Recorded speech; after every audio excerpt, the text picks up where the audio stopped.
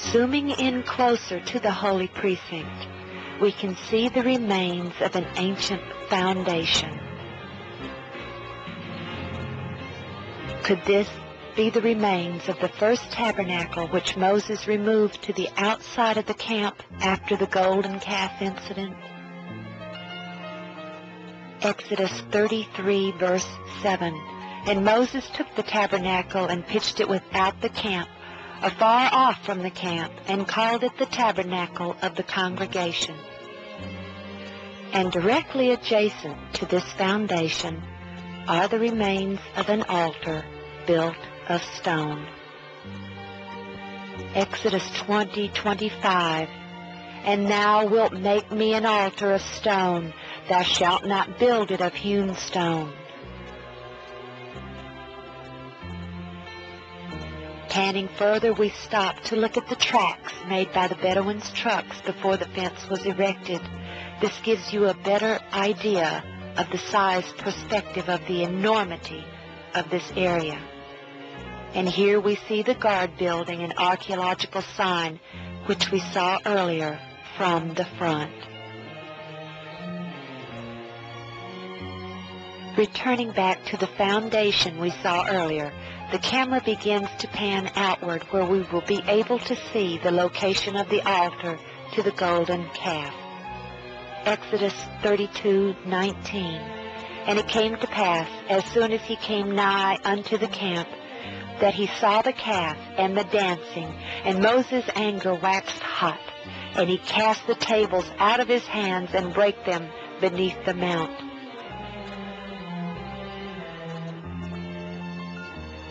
Still visible today also is the stream bed which descended from the mountain to give the people abundant water for themselves and their flocks and herds. Preparing to leave, we can look down upon the backside of the mountain, and again we see the vast plain area. Arriving on the opposite side of this mountain, we find an area which fits the biblical description of Rephidim, the last encampment of the Israelites before they reach Mount Sinai. Exodus 17:6. The Lord tells Moses, Behold, I will stand before thee there upon the rock in Horeb, and thou shalt smite the rock, and there shall come water out of it, that the people may drink. And Moses did so in the sight of the elders of Israel. The most incredible evidence for this sight is the giant split boulder upon a hill with evidence that large streams of water flowed from it. The rocks still display the erosion pattern of tremendous amounts of water descending from this rock.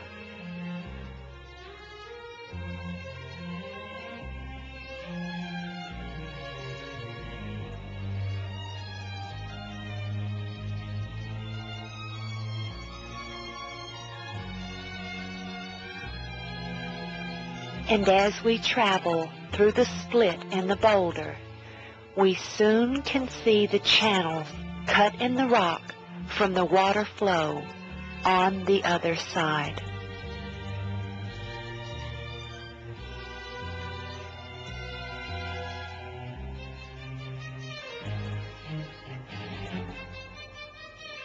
And panning outward, we can see these channels continue out into the plain. After the battle, when Israel had defeated the Amalekites, the Bible tells us that Moses did something. As we go to Exodus 17, verse 15, and Moses built an altar and called the name of it Jehovah Nissi. Here are the remains of a very ancient altar, part of it fallen, perhaps from an earthquake or Bedouins looking for treasure inside. But enough is still intact to show it was indeed an altar, as it is not hollow inside, but solid all the way through.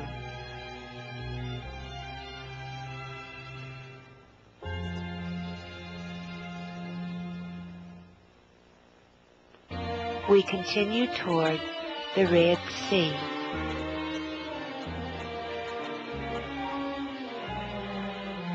And just up ahead, we can barely see the Gulf of Aqaba.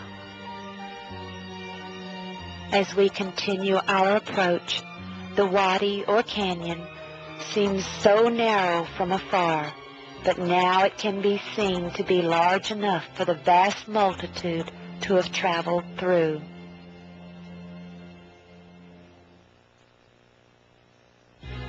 And across the sea, we can see the large beach area on the Egyptian side.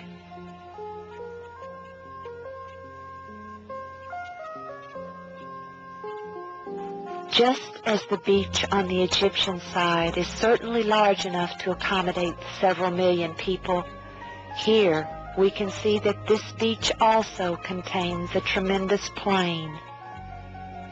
In Exodus 14, verse 30, we read, "Thus the Lord saved Israel that day out of the hand of the Egyptians, and Israel saw the Egyptians dead upon the sea shore."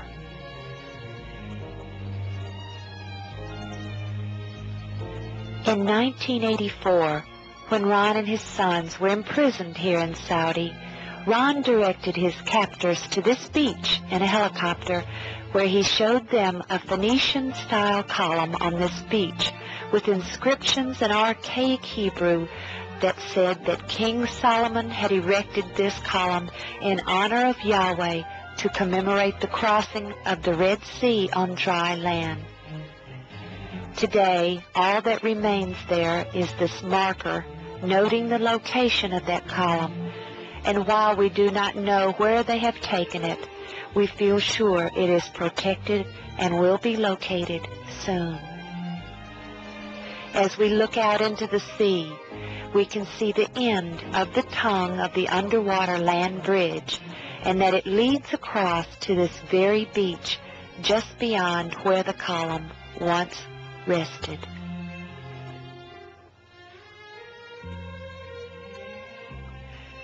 Panning the beach, we also can see the restored remains of the ancient fortress we believe was Baal Zephon of the biblical account.